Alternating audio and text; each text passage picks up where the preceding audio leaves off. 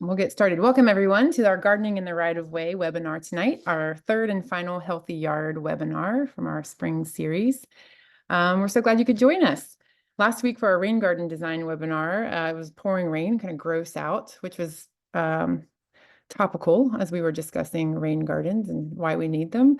And today was gorgeous and sunny and made me really excited to garden. So this is a perfect topic for tonight. And get your gears turning on what you want to plan and plant this season. Just a reminder that tonight's webinar is being recorded, and we'll circulate a link to the recording of the webinar to all attendees who have registered in the next couple of days. I'll be monitoring the Q&A panel throughout the webinar. I'll try to answer questions that I can in text, and then I'll moderate the remaining questions to our speaker, Adele, at the end of her talk. So my name is Becca Robinson. I'm the Director of Climate Adaptation Programs at Reep Green Solutions. We're an environmental charity based in Kitchener, and we work with people all over the region and Guelph to access the tools and resources necessary to live more sustainably. Tonight, we're talking about gardening in the right of way, and the many benefits of native plants and more robust gardens that support wildlife in our residential neighborhoods. We're doing that because those types of actions in our neighborhood support the native ecology of our area and are important actions to take to protect the Grand River watershed. So it's a good time to acknowledge that Waterloo Region and the Grand River watershed are located on the traditional territory of Indigenous peoples, including the Haudenosaunee, Anishinaabe, and Neutral peoples. We recognize the enduring presence of the Indigenous people with whom we share this land today and value their traditional knowledge about how to live sustainably.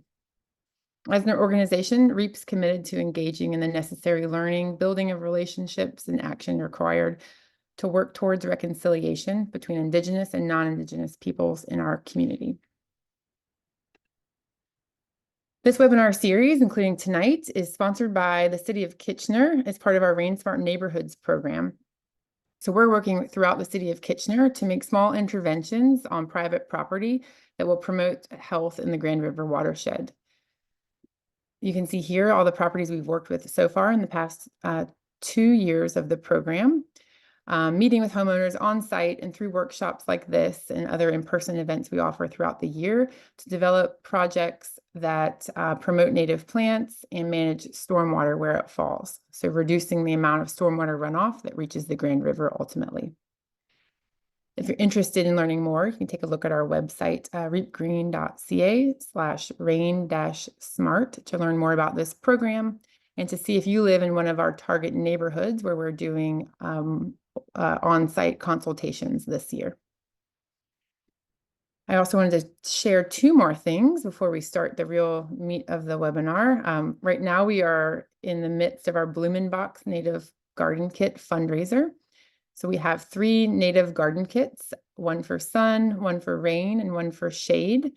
You can purchase those at the website you see on the screen now. We have pickup day on May 25th at the Reep House in Kitchener or the Cambridge Farmers Market.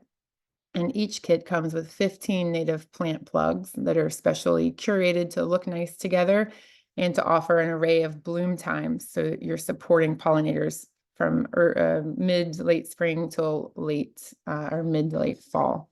You can see the plants here that we have in our kits this year. So please check out the website if you're interested in that.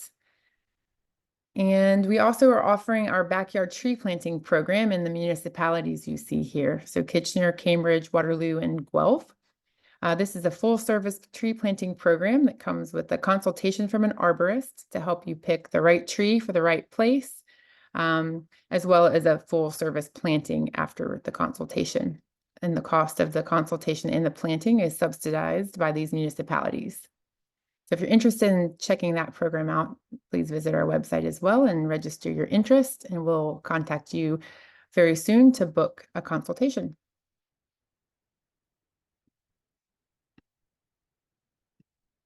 Oops, sorry. So with that, I will introduce our speaker. Tonight we're joined by Adele Pierre. to share with us all of her knowledge on gardening in the right-of-way and some beautiful examples from past projects. Adele is a landscape architect and ISA arborist.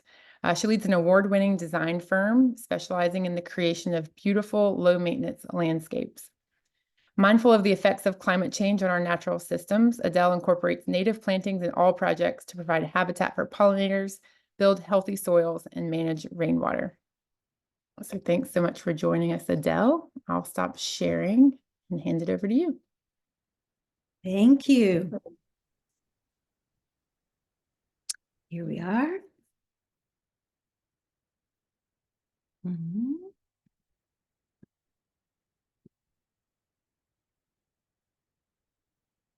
Good to be with you this evening on this spectacular April evening, and I'm very impressed that so many of you are actually staying inside because the temptation to go out and dig in the soil is strong. And it's almost time. I think the soil has drained enough. It's starting to warm up enough that we can get out there and start to work the soil. So we're talking about gardening in the right of way. We have 4 topics: the benefits of gardening in the right of way, the restrictions and challenges, and there are many, some of the plants that we could use. And as Becca mentioned, we like to use native plants as much as possible for the reasons that she gave. And so most of my examples will be native plants, and a way that you can make a plan, or a couple of little plans that I've come up with. So first of all, what is the right of way? So sometimes this is confusing to people. So I gave you an example here. The municipality, they have setbacks from the sidewalk or the road onto your property, and this area does not belong to you. You have to maintain it, but it's not your property, and the city has the right to dig it up, and they have the right to access utilities there, and they have the right to plant trees.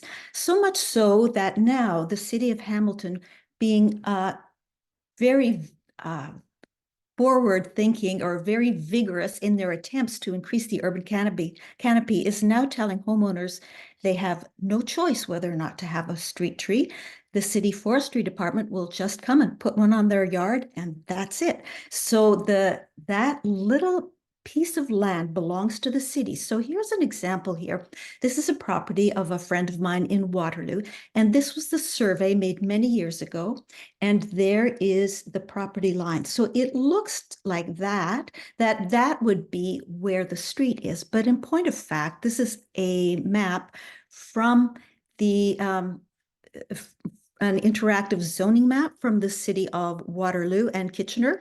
And you can see where the line is here. So there is actually probably a good 6 to 8 feet there at the front of the property that actually belongs to the city. And this little circle here is, in fact, where a city tree is planted.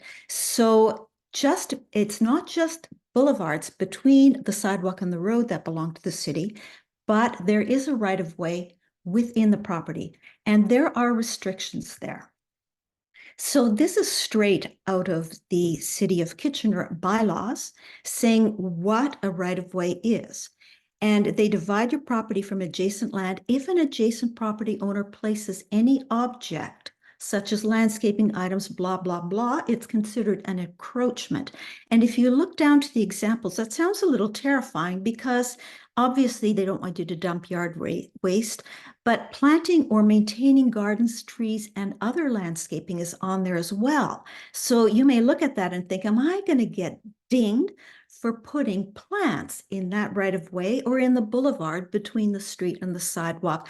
Well, they recognize that they're really talking about major landscaping. And in fact, there are things that you can put there and that you can't put there. So I'm going to deal first with the things you can't put there. So you can't put anything that creates permanent structure. So retaining walls should not be constructed in the right of way. Now, I took this image from Google Maps because I know that along Parkside Avenue in the city of Toronto, all of the properties slope way up from the street. And so most people have put a retaining wall right on the property, right at the sidewalk, without any regard to that easement. And they're all there, and the city's not doing anything about it. And sometimes you can get away with that. I certainly, as a landscape architect, cannot specify that on the plan. I would get in big trouble for breaking the bylaws if I did that. And let me just tell you something that happened to me when I first started out as a designer. I was designing a very small front yard in the city of Toronto. It had a slope to it, so I thought I'll put a nice little retaining wall. And we're not talking big, we're talking maybe a foot tall, just about a foot back from the sidewalk, and that'll look nice. And then I put a walkway, which I knew should be wide enough for two people to walk up, and that would have been 4 feet wide, 1.2 meters. Unbeknownst to me, you're not allowed to put any retaining wall on the city right of way. I didn't even know where the property line was in my ignorance. And the city of Toronto at that time only allowed front walkways to be 30, it could have been 32 inches wide. So the contractor went in, he was halfway through the project, well on his way, and who should happen to walk by but a bylaw officer? And the bylaw officer said, you can't do that. You have to rip that out. Very embarrassing. I've paid a lot of attention to bylaws since then. So Dave had to make that sidewalk narrower, and he had to push the retaining wall way back and change the plans completely on the fly.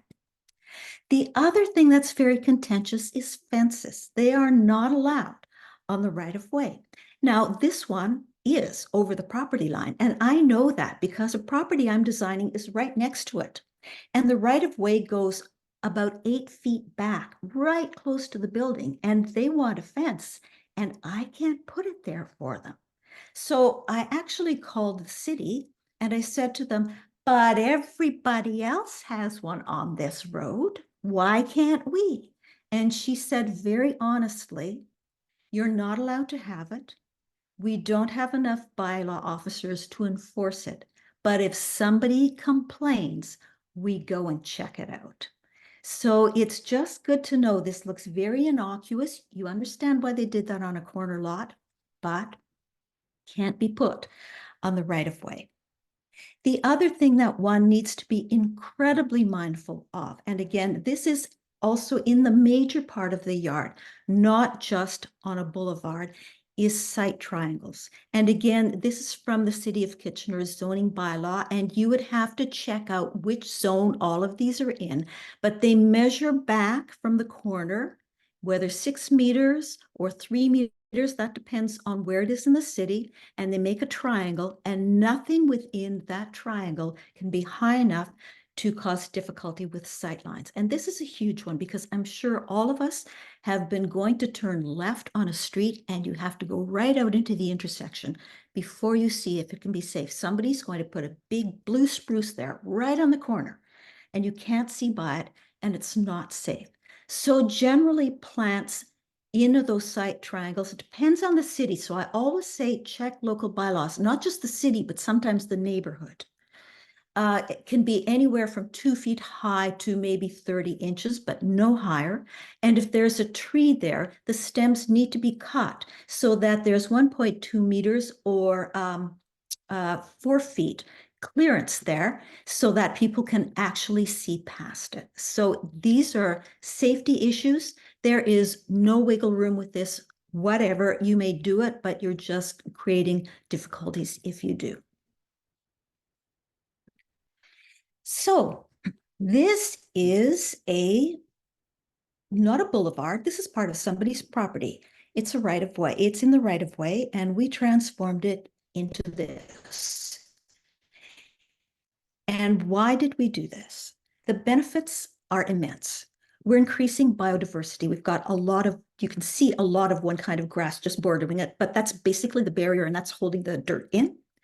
There are an incredible number of different species jam-packed into this little spot. Provides habitat for pollinators. It creates beauty. People smile when they walk past this now.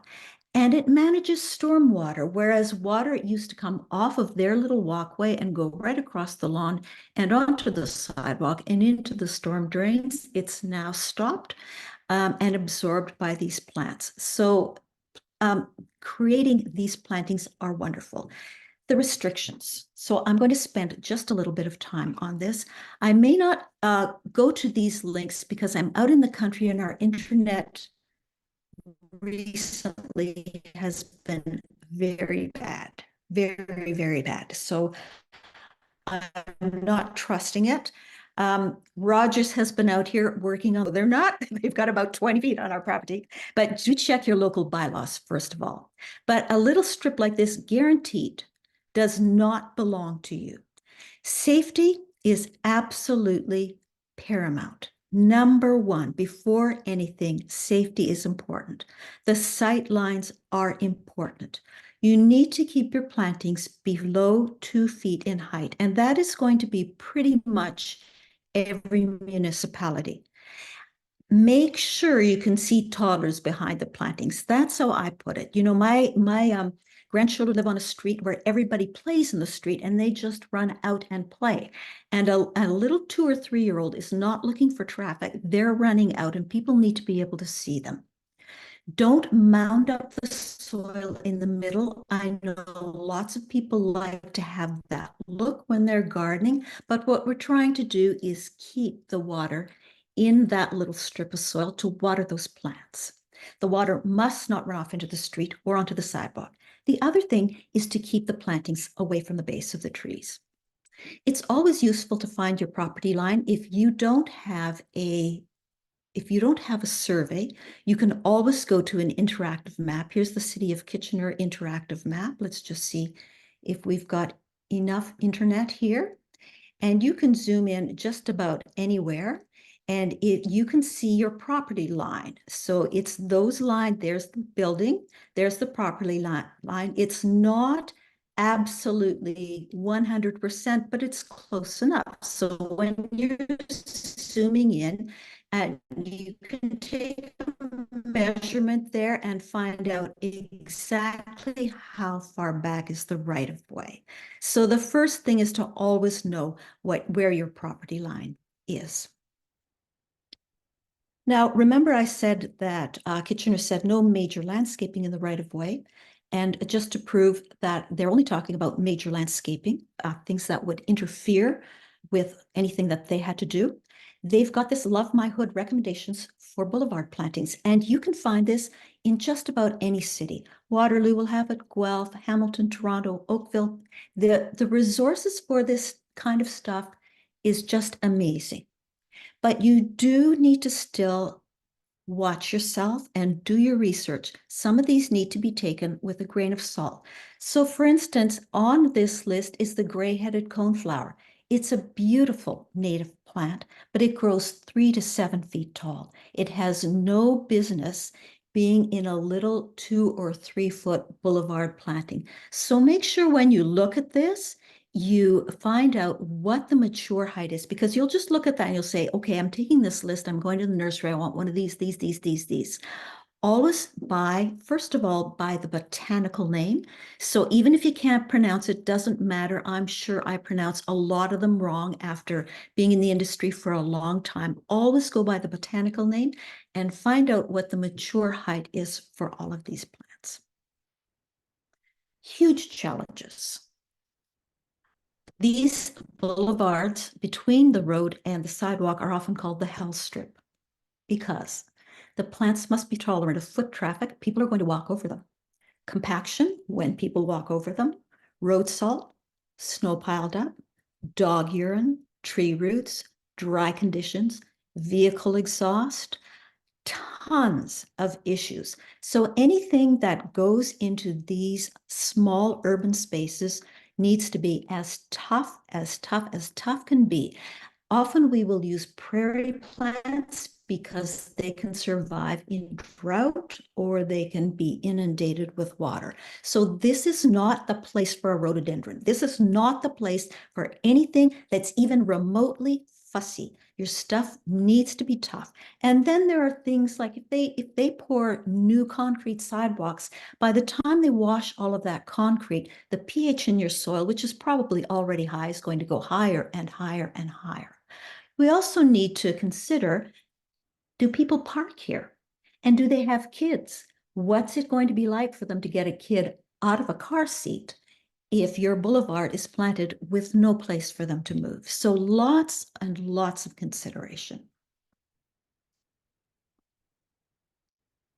So let's take a look at some of the plants. But before we even look at the plants, a word about your soil. So you need to know whether it's sand, which is fast draining and does not hold nutrients well, whether it's clay, which is slow draining, holds nutrients extremely well, whether it's silt, which is somewhere in the middle, but incredibly subject to erosion, or whether it's your basic crud. That's a name of mine, but if you look on a soil map, if a municipality is honest, they're going to call this urban fill. They're not going to be calling it sand, silt, or clay. Maybe it was at one time, but urban soils have been messed with so much. They have almost no bearing in the natural environment anymore. If you're in a big subdivision out in the outskirts of town, yes, you will. But if you are very urban, that soil is not going to be great. You need to know whether your plants need full sun, part sun, or full shade. So you can see the numbers there. Full sun is at least 6 hours. It's not 2 or 3 hours. You can't put roses in 2 or 3 hours of sun. Partial or dappled shade, it's part of the day, and full shade has no direct sunlight. When you're prepping your site, you're going to remove the turf. You're going to remove the weeds. You're going to grade towards the center of the bed to collect water. And you can actually see that already started here because they had to excavate here for a pipe, the city had to, and it sunk. So it was naturally graded for us already. And then you're going to want to allow enough room for compost and mulch. I would not recommend ripping all of the soil out and replacing it with topsoil. Topsoil is usually too I was going to say generous, too rich for native plants. They tend to like a leaner soil. So it's better to use compost in there because it increases the nutrients in the soil. It breaks up any lumps. It increases the water holding capacity of the soil. And mulch on top before your plants all grow in together, meaning you won't need any mulch at that point. You do need to cover the soil for a number of reasons. One of which, it keeps the weeds down. Number two, it keeps the water in. And number three, which is becoming even more important, it keeps the soil temperature down. So if that soil is exposed, those plants, the fine roots near the surface of the soil are really, really suffering.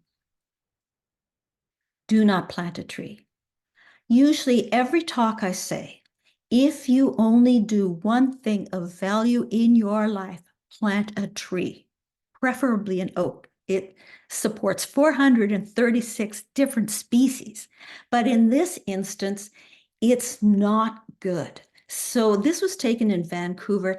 It's hard to tell from the pictures how extreme this was, but this was an incredible tripping hazard. And you can see the tree is winning. I was at the Forbidden City in Beijing, and I saw a tree growing right through this massive piece of rock, no bit of soil anywhere. Once those trees get established, they are not necessarily going to be healthy, but they're going to wreak havoc. And so if you've got if the city plants it, that's their business. If it's up to you, please don't plant a tree here. It's not good for anybody or anything. And the forestry department now needs to spend a significant amount of their budget, not on planting new trees, but on replacing this infrastructure that has been damaged from tree roots. And you look at this site, and there's a little tiny tree there, and the boulevard plantings are doing well, and you just think, oh, that's so cute. But here it is, not that much later, maybe 10 years later, and you can see what's happening. So trees grow, and they need room to grow. And if you go for the tree planting program through Reep, they'll tell you, you need space for these trees to grow. So don't plant a tree. This is the only time I say this. We're going to talk about the plants now, and some of my favorites. Again, because I'm nervous about my internet connection being a little slow and the slides going behind when I speak, I'm going to take time on each of them so that you can write down the name just in case you want it. So when you are doing the boulevard plantings, the ones that are between the sidewalk and the road, there are very, very, very few native shrubs that you can use. The smallest native shrubs we have are New Jersey tea and bush honeysuckle.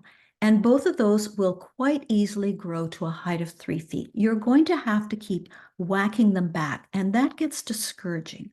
So one of the shrubs that I recommend is actually a cultivar of one of our native shrubs. So aronia, which is chokeberry, is a beautiful, beautiful native shrub. The berries are so good for you, very high in antioxidants. It grows about 6 feet tall, maybe 4 feet wide. It has beautiful white flowers. It has good fruit, as I just mentioned, and spectacular fall foliage. But where size is an issue, I've been using this one, low scape mound. So it really only grows 2 feet tall and 2 feet wide.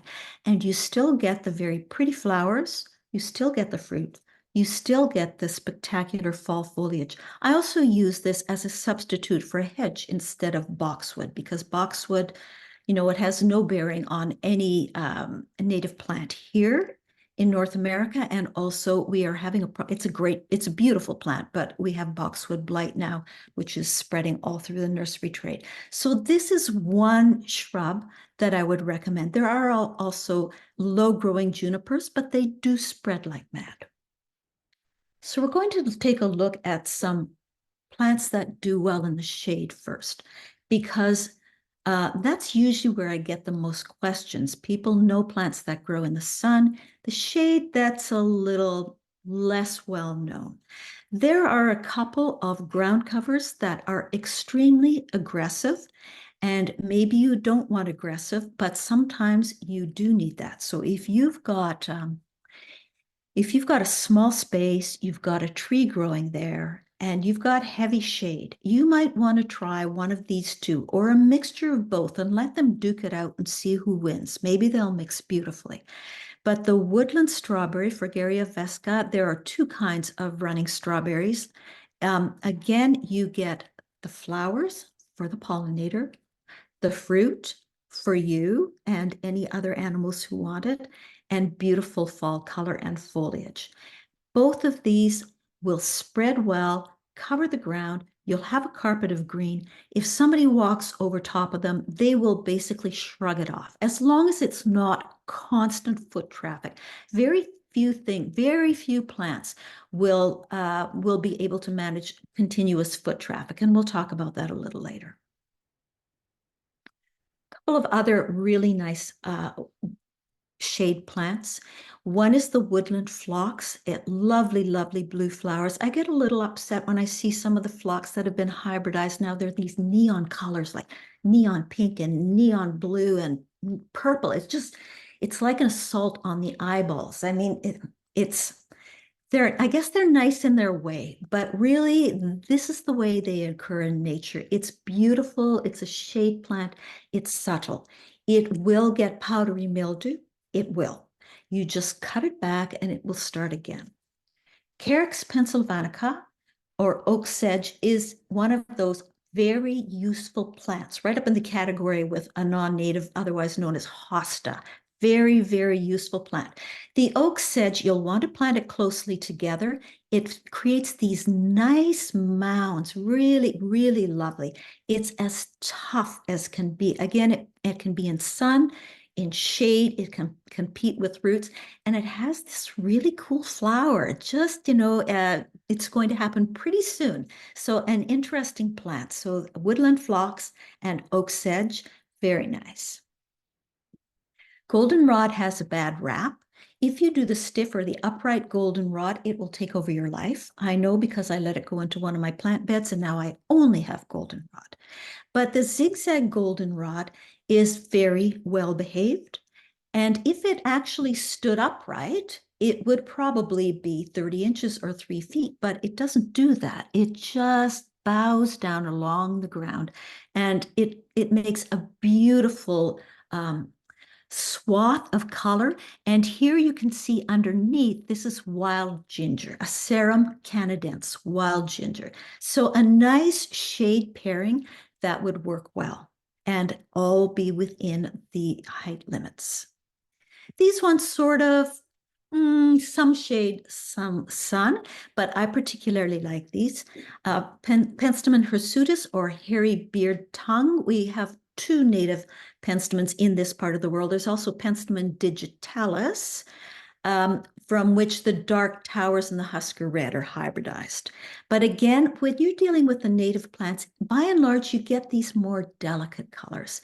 And the pollinators love this one. I've used this a lot in boulevard plantings, and it's hard to beat the Eastern columbine. It just keeps giving, it seeds itself all over the place. And it's one of those plants that provides habitat and food for early pollinators. One more. Again, it spreads like mad, but I think it's just beautiful. The whitewood aster, tiny white stars. And here you can see it paired with some ferns. The one that the wood Dryopteris, common name for that, it's escaping me right now. Wood fern could be. Dryopteris is your clue. That's not what it means with that, but I have it.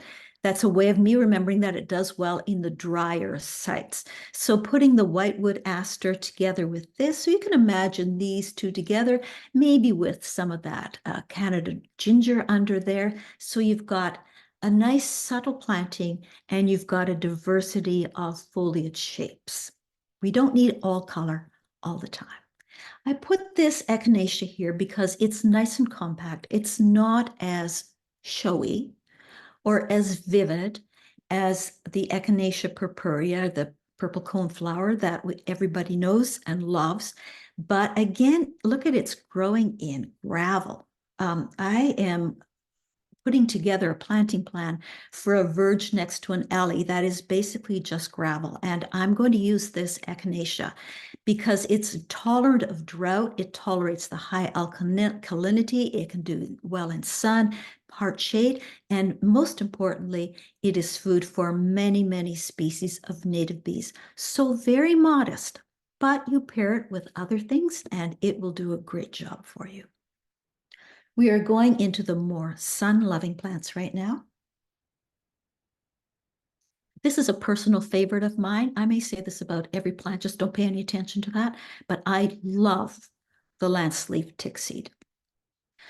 You plant it, and in the fall you have, or the late summer, you have tons of seeds, and they just go all over the place.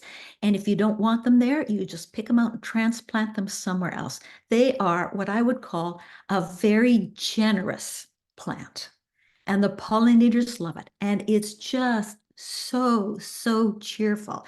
Last year when I did this, my daughter-in-law was listening, and I said, if you don't like yellow plants, I feel sorry for you. And she texted me, ha ha.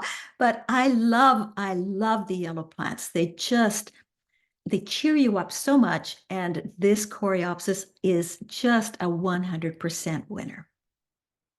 Another gorgeous yellow plant. Yellow plants abound in nature, and there's got to be a reason. I think the pollinators love them, and that is Rudbeckia hirta. Rudbeckia hirta is a short-lived perennial, as is the Coreopsis. So you'll often see in the nursery trade that they call this either a short-lived perennial or treated as an annual or treated as a biannual, because it's going to poop out on you.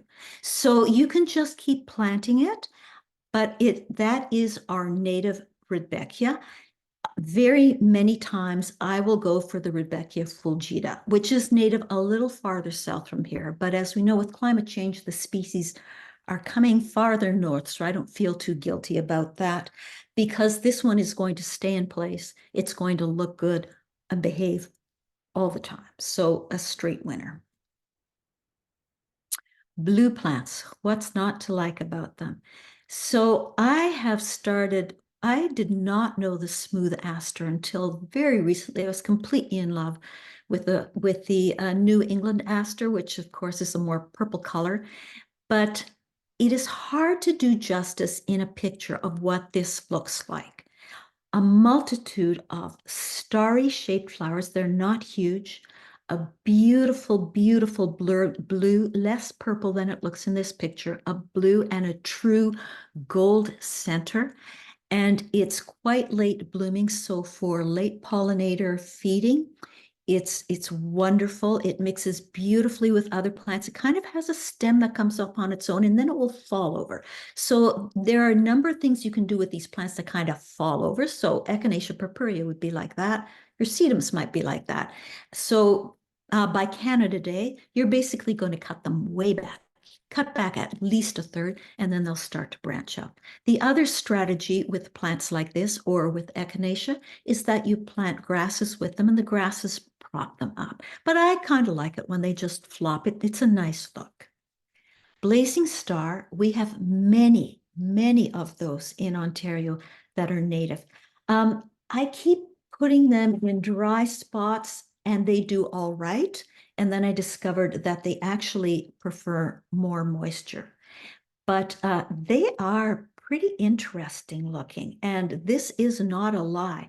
The monarchs are on them all the time. The monarchs, the bees, because if you look at how many little flowers are in each one of these, it's like a bonanza for any pollinator who goes to visit these. Really great plants. Try a variety of them. What have you got to lose? They're not expensive. Monarda punctata. I didn't put the mountain mint. I think that one's called botanical name. Monardas are good. I don't use them so much because they are very prone to powdery mildew. So if I use them, I tend to use them in a bigger bed where you can put them near the back and you don't see them. You see the flowers, but you don't see them so much when the foliage is covered with white. Here's a collection of natives and non-natives, but every one of these will have the bees visiting. So Geum triflorum, otherwise, or common name would be prairie smoke or old man's whiskers, wonderful native plant. The other, I think that's the only native plant I have on this, but these are other plants that are non-natives that I find are very good plants and useful. Any of the salvias are great. They're tough. The pollinators love them. Again, these stalks of flowers have lots of opportunity for them to feed, and they look good for a long period of time. Everybody loves lavender because of the smell. One that looks similar to lavender is the Russian sage or Perovskia. I would recommend if you're doing a boulevard planting, you get the short variety. It's called Little Spire Russian sage. I should have booted that drawing up. I just did a planting plan and use that. It's wonderful. And the catmint also is an amazing pollinator plant, even though it's not native to here. And there are huge ones like walkers, or there are large varieties, but there are small ones like the Persian blue. Isn't that a great name? And after the flowers are finished, you just cut them back to the ground and they come back and they give you another bloom again. So it's nice to have a variety of plants. Again, we like to use as many native plants as possible, but I'm not a snob. I just want the garden to look good for people, to be friendly for pollinators. So I just put a whole whack of native plants in there, but I love sages. So there's always going to be some salvias in any planting plan that I do. Asclepias tuberosa, butterfly milkweed. I didn't do the pink or purple variety because everybody knows that, but you know, this one is pretty darn gorgeous, especially if you put it next to a blue plant. And as everybody knows, that is the only plant, Asclepias or milkweed is the only plant that upon which monarchs will lay their eggs. So the adults can feed on just about anything, but the babies, it's like humans, right? Babies don't have the same diet that the adults do. The babies can only eat milkweed, so the monarchs will only lay their eggs on milkweed. So if you've got any space anywhere in your garden, that would be great to do. Most of the native grasses are too tall to go in that boulevard. They grow taller than 2 feet. Even the cultivars of them grow too tall. So I like to use the fountain grasses. Piglet is lovely. I will use that wherever I want a barricade so people don't walk through somewhere. So I'll just use them as a hedge. But a beautiful native one is prairie drop seed. You can see the botanical name there. It's just the most beautiful foliage. I mean, you just want to touch it when you walk by. This is the one that mixes well with a lot of other perennials, especially with echinacea, plants that need a little bit more support. It's just a classic combination. Again, if it stood upright, it would be too tall, but it has this beautiful, beautiful flowing form. There are many others, but I thought I would just give you some that you didn't know. And then, of course, there are the creeping thymes and sedums. They are incredibly useful, and most of them can be stepped on or put between stepping stones. So wonderful plants to have.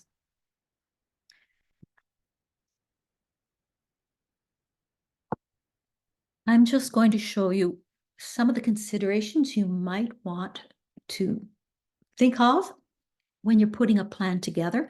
So we're looking at this street. It's Lorne Avenue. I picked it completely randomly for my design. But if you live on Lorne Avenue, this is your place. Let me get to my, just bear with me for a moment as I boot something else up. Here we are.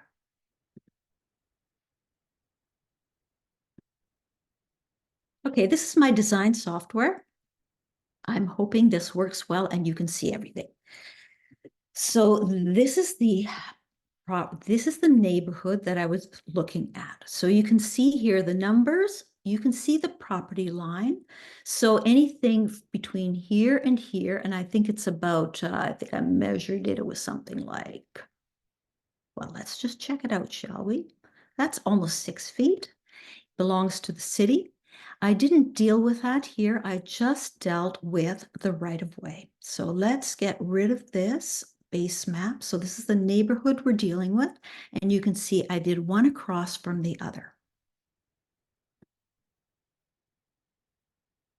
So I've done two designs. One is a little bigger and a little more formal. And I'm assuming that maybe there's no parking on that street. And so nobody is going to be walking across this. And then I did another one, which is significantly smaller and a little less formal, a little bit more, one could almost say higgledy-piggledy, although I would never confess to doing that with the design. And it's got stepping stones. So if we take a look at the first one, these are some of the plants that I used. So many of these you saw, and some of them you didn't see. You didn't see agastache, which is an amazing plant to use. We've got the Aquilegia canadensis, which was the eastern columbine, the butterfly weed, a small version of aster, the coreopsis that I loved, the echinacea we talked about, the wild strawberry, Monarda didyma, a type of bee balm, the Persian blue catmint, the penstemon, the little spire, Rudbeckia, salvia, two kinds, a sedum, a false Solomon seal, a zigzag goldenrod, a thyme, a grass, another grass, and the low scape mound. So these are all the plants that I used. Most of them are native plants. So here we are. I'm just going to boot this up a little wider, and as I put my, there we go. You should be able to see right there. These are the slow scape mound shrubs here and here. So that's like a hedge on that side, and in the middle of the hedge, just so we weren't totally boring, we put catmint, Persian blue catmint. Over here, I really wanted a barrier from the street, and I put the Hamel fountain grass. And then in between, I've got some prairie dropsy, some on this side, some on this side. You can see this is almost like a mirror image, almost, not quite. We've got some agastache there, or anise hyssop is the botanical name. The little spire, Perovskia, the Russian sage, some eastern columbine, some echinacea, purple dome aster, many, many different kinds. So let's just take a look at what this is going to see, what this is going to look like when we spin it around.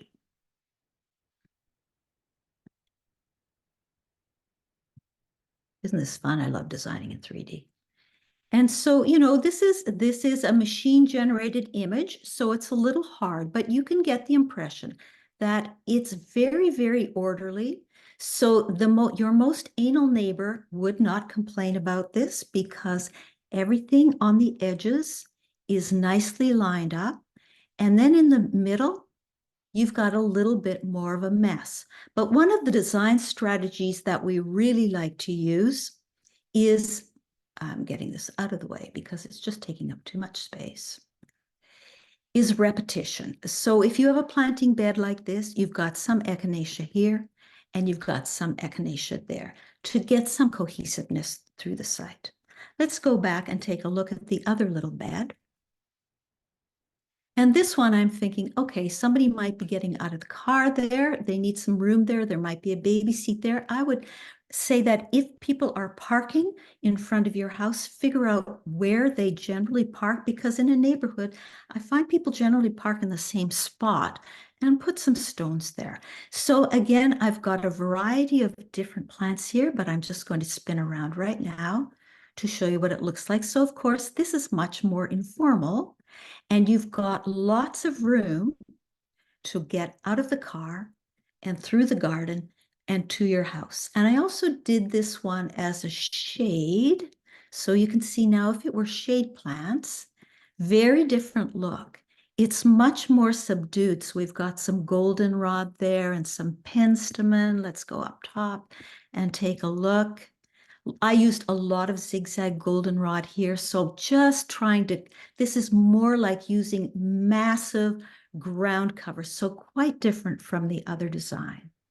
Now, when you put your little garden together, the goal is to have your neighbors look at it and say, this is so amazing. I want to do that as well. How did you do that?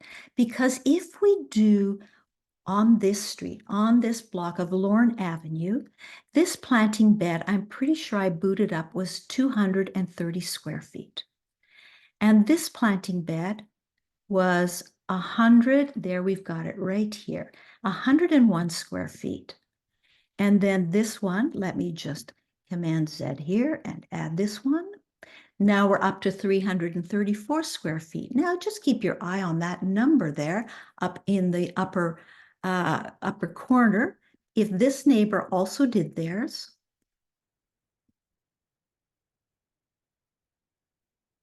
all of a sudden, whoops, we lost one. That's okay. Here we go. All of a sudden, we've got 779 square feet. Then we're booting up this one as well, and we've got even more. And then this one. And then it stopped counting on me. I think I had it up to, when I added all of these in here, the amount of square footage that you can do would be in that little neighborhood, in that little stretch there, you would have almost 4,000 square feet of pollinator garden. And that's really the goal. It's not just to have one little strip where the bees and the butterflies are going to be happy to visit, because if you only have your little strip here, they have to fly a long ways to get any more habitat. The goal is to spread it around so that they can go from here to here to here to here to here to here. And not just that, then all of a sudden, your neighborhood is an ecosystem rather than individual little gardens. And that's really what we want to achieve. So when we're looking at something like this, we'll go back. I'll just show you how I've done it, not in residential neighborhoods, but this is actually in an intensely urban part of Hamilton.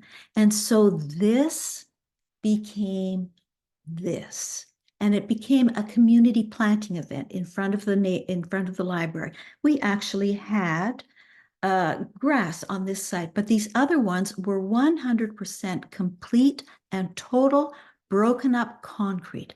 Now we have something like this. Where we had same garden used to be concrete. This was all concrete. Now we've got this, just little tiny beds. These are all on city-owned property. We had to have special permission to plant the trees. And because the sites were so small, we had to do narrow varieties of trees. And this is what we're after. We want to create green spaces that are beautiful to look at, that clean our air, that manage our water, and provide pollinator habitat. Okay, I think that's all of the yakking that I have. Are there any questions? Becca, I will let you take over. Thank you so much. That made me very excited about gardening, and I, every now and then while you're talking, added some plants to my cart in a different tab, and got quite a bill going for plants to order this today. A couple questions have come in. How do you recommend, or how close do you recommend planting the plants, or how do you determine spacing in these garden designs? Okay, so the first thing you need to do is find out what the mature width of the plant is. So something like an echinacea doesn't get very, very wide, maybe 2 feet maximum. So I would do the 2 feet on center. But something like, there's something called Baptisia australis. What's the common name on that? Come on, Blue help me false out. indigo. Sorry? Blue false indigo. That's right, false indigo. And when you buy it, it's this little tiny little stick. And within 2 years, it's going to be a massive, almost a shrub, 3 by 3. So first thing is to look at the mature size of it and plan accordingly. So when I had those little circles on the plan, those circles were the mature circumference of the mature plant. So get yourself some graph paper and graph it out, just little circles, whether they're a foot in diameter or 2 feet in diameter or 3 feet in diameter. Having said that, I tend to jam things too close together. If you want to add some filler, if you think it's going to be too thin looking, you'll want to get things that maybe reseed quickly or die quickly. So I would use some fillers like the coreopsis because you know it's not going to last a long time. And by the time the other valuable plants have grown in, doesn't matter if they're squeezed out.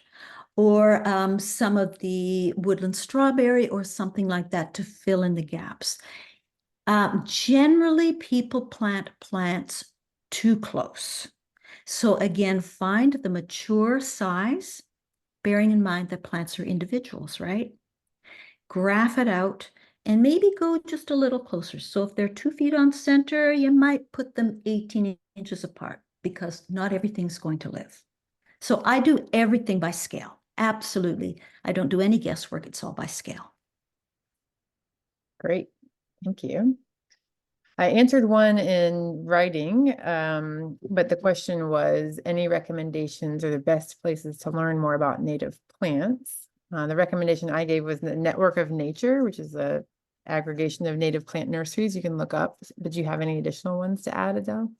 They're good. You just start to Google native plants of Ontario and you'll find a wealth of information. So many of the native plant nurseries have a wealth of information, and many of the conservation authorities. So I always tell people in my neck of the woods, well, your neck of the woods, to look at Grand River Conservation Authority. They have lists of native plants and the pollinators associated with them, as does Credit Valley Conservation Authority. So CVC or GRCA, wonderful, wonderful resources that you can find. Lovely. Be Are there, careful. Oh, go ahead. sorry. You go ahead.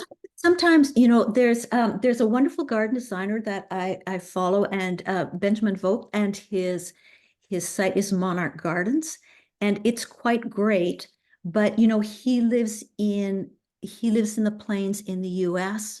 and it's prairie plants and it's different ecosystem. So just be careful where you get your advice from. You want it to be as localized as possible. Mm. Are there restrictions where there are services like hydro, cable running on under part of the boulevard, and can deep roots of native plants damage those? The deep roots of the native plants won't damage them, but you know that old adage, call before you dig. You'll want to make sure you don't want to go, if you're only planting, so if you're going to plant a tree, you need to get locates. End of discussion, and they'll come and do that for free. There's a number you call, and they'll come and do that for free. If you're just putting in grasses and perennials, you're not going to hit any utilities. Just be careful as you go down. But if you're working with a trowel or a small shovel, that shouldn't be a problem, and the roots will just grow around them. The only time we have difficulty is if there is a water pipe that is leaking and you've got a willow tree or something like that near it, then you can run into difficulty. But nothing that you're going to plant in that boulevard should cause problems. It's not Any, big enough. Yeah. yeah. Any tips for preparing soil and removing grass? So the best way to remove the grass is to have done it in the fall already and cover it. Cover it with newspaper mulch. You can also solarize it right now, so that kind of kills everything, but black plastic over 6 weeks will do it. Otherwise, I just scrape off as narrow a layer as I can and compost it, because grass makes amazing compost. And then the soil under, just add some compost to it. So I would say 1 to 2 inches of compost and work that in. Again, if you can do that a little bit ahead of time before you plant, that's good. I'm always a fan of letting the soil sit for a while and letting that soil ecosystem evolve before putting the plants in. And that's a whole different topic altogether. There is so much life in the soil. And when we take the turf off and we turn it and we add stuff, everything's in flux. It's nice to have a pretty well-established ecosystem before you put those plants in. Great. Have you tried the plant pussy toes? That's the question. End of question. Pussy toes, what are those? No, it's familiar. I don't know the Latin name. It's a ground cover and it's early bloomer, says this person. Oh, I don't know. That's a new one on me. If it's an early bloomer, that's really nice, because those when those bees come out, they're hungry.